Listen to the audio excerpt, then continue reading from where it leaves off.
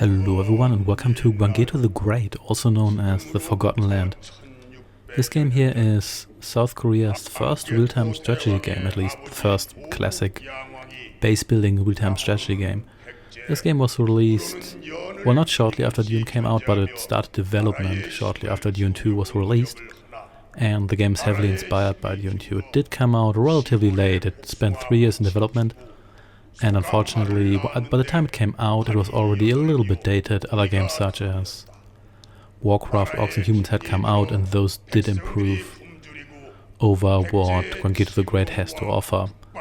But nevertheless, I think this is a game worth playing. Unfortunately, it was never localized outside Korea, so the entire game is in Korean, which I am not proficient enough in to translate everything on the fly for you. But I do know the backstory of this game. It tells the story of Gwanggaeto the Great, obviously, a Korean leader from late antiquity, and he was a ruler of a kingdom called Goguryeo, which I'm probably pronouncing incorrectly, and that was one of the 3 Korean kingdoms before the time where Korea was actually unified and known as Korea as we do it today.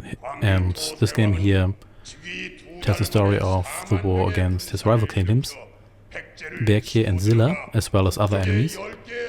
And that's it for the most part. The game offers a lot of things you'd expect from real-time strategy of that era. It is heavily inspired by Dune II, as mentioned before, which does come with a couple of not so user-friendly traits. You can't select multiple units, there are no context-sensitive commands, and you have to do everything via menus. It's not that bad, but the game is a bit old-fashioned, so it's not really for everyone.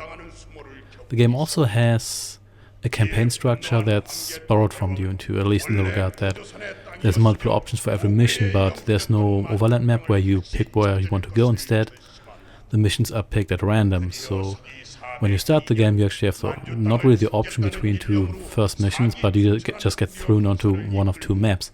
And that's true for, I think, all missions. I've only played the first 4 missions, so both options for mission 1 and both options for mission 2, but my assumption is that this goes for the entire game. So I'm going to give you a full playthrough naturally, so we're going to have to do some safe reloading to get access to all the maps, but I'm going to do that off camera, so you don't have to worry about that.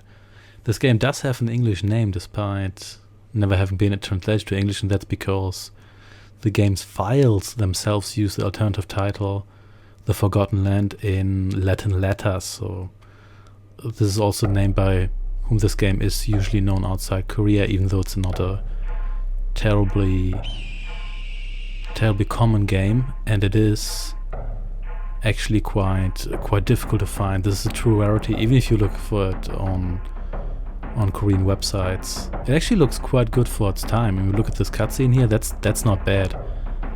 And you have to take into account that this was developed by a Korean studio, which at the time didn't have the experience that a lot of other studios had. So I think that's actually quite nice. They did put a lot of effort into this, even though ultimately it didn't really amount to much because the game was never really released internationally, so no critical acclaim there.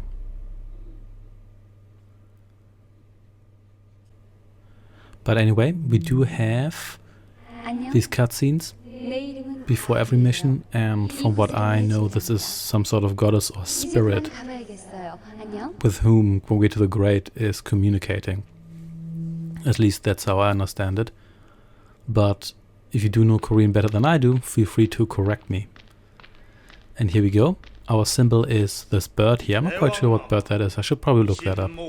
I'll try to do some more research on this game here while I play it. For now, let's just admire the graphics. Again, this does remind me of Dune II, but that's mainly because it's a throne room-like scene. With almost perfectly mirrored warriors, their hairstyles and hair colors change a little bit for some variety. But I really like this. And by the way, this is not widescreen, it's just essentially with black bars on top and bottom, but I do it just in a way that you get a maximum image here.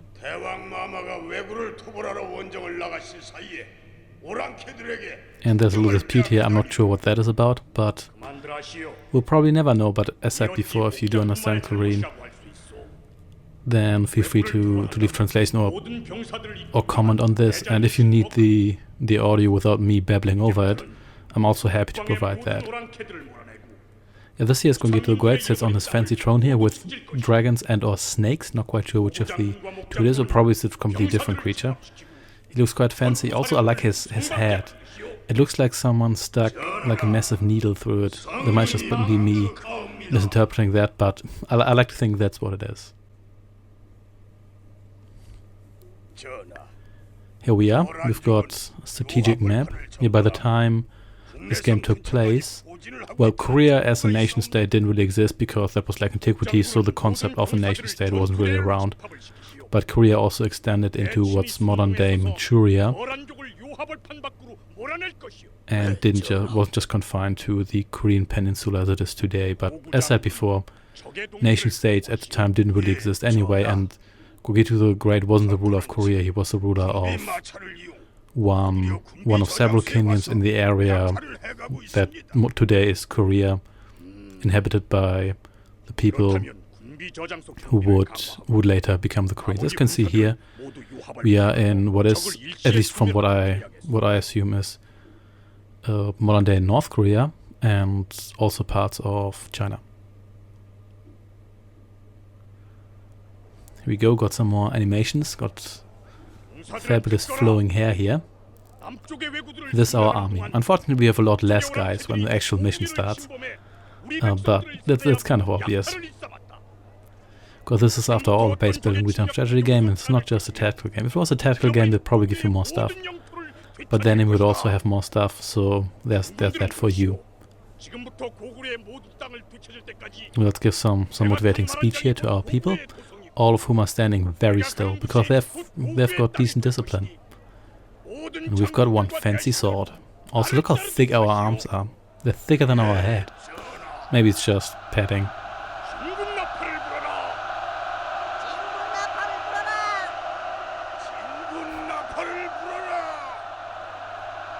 Like that everybody's cheering, and then there's a couple of guys like making individual comments.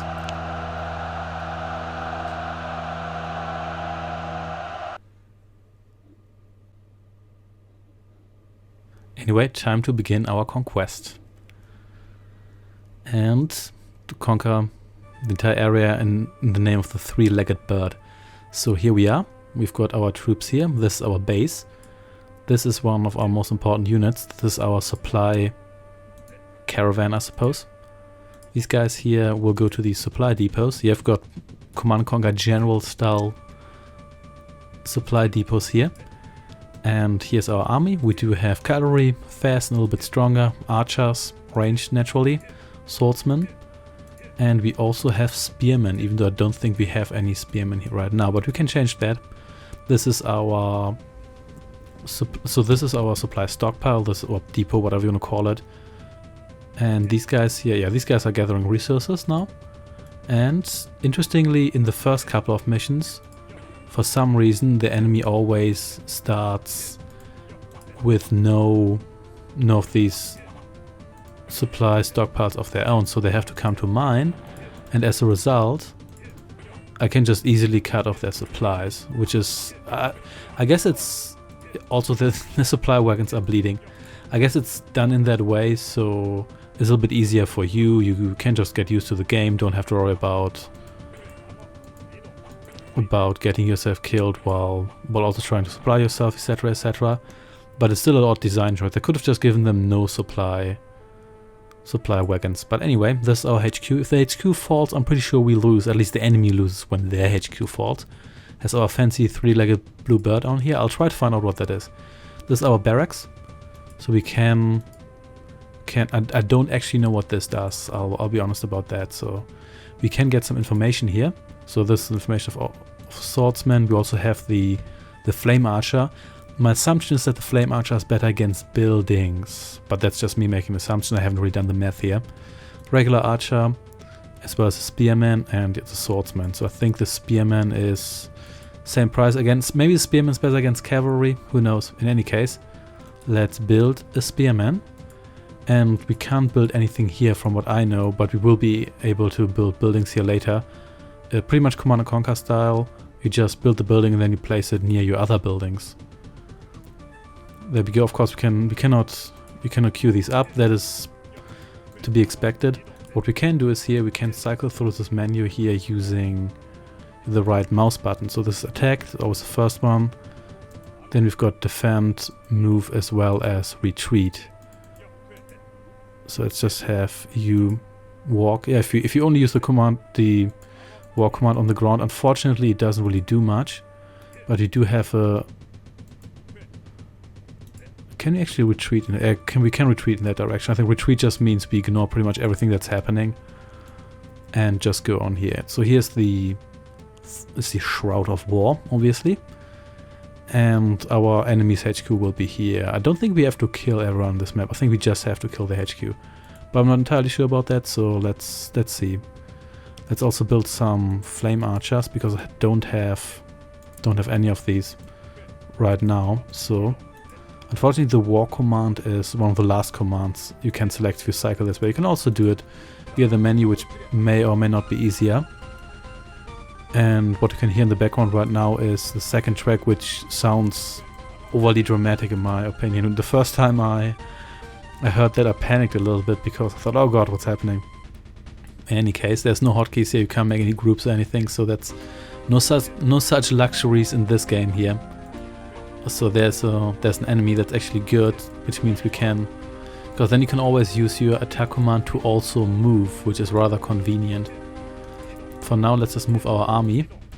The game seems to be relatively small scale, which we should probably be glad for, because we have to move everyone one by one. So until someone releases a mod for this game, I try to find anything like that. There's very little information on this game, even if you search for it in Korean. It's also not easy to find anything, because Gwanggaeto the Great is a historical figure, so 99% of the information you will find is just stuff on the guy, not actually the video game.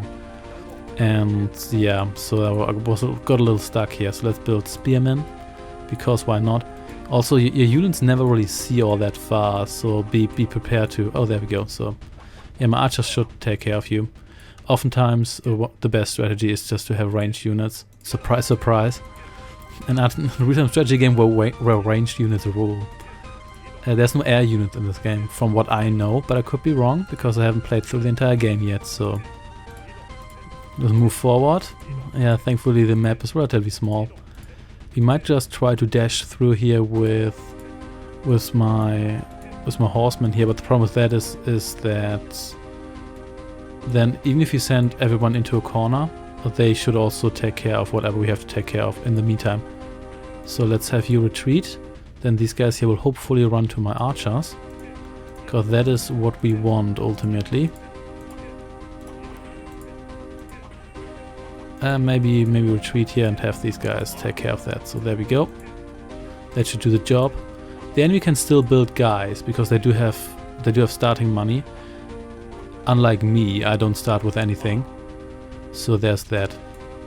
Then let's have everyone attack. Set everyone attack. By everyone I mean everyone walk over here one by one and then maybe attack if you want to. So please, why can't I... Okay, I guess you don't want to attack that guy. That's okay. The rest of you should take care of that guy. There we go.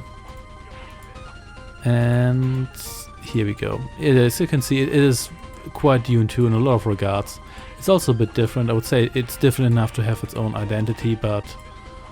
Oh damn, there's more guys than I thought there would be. They're also fixing these buildings here. So you need a comparably large army to actually bring this building down, otherwise they will just repair it faster than you can kill it, which isn't really all that helpful, is it? But we're getting there, slowly but surely. And I really want to take out these barracks here. The last thing I need is these guys here building more stuff while I'm busy or desperately trying to take out their main stuff. So what's happening here? Oh, it's just another guy. That's okay. Generally units are very slow, and the movement speed is very slow compared to the rate of fire. So as a general rule, if you have enough units just standing around here and the enemy doesn't have ranged units, then you just win the encounter because they need a very long time to approach you. So let's see. That one's going down as well. So let's have everyone attack, otherwise it's going to take forever. I think we killed most of their units at this point, so... Yeah, you're on your way. Did lose my horseman, but well, one can't have everything. And we're slowly but surely getting there. Yep. And boom. There we go. Victory.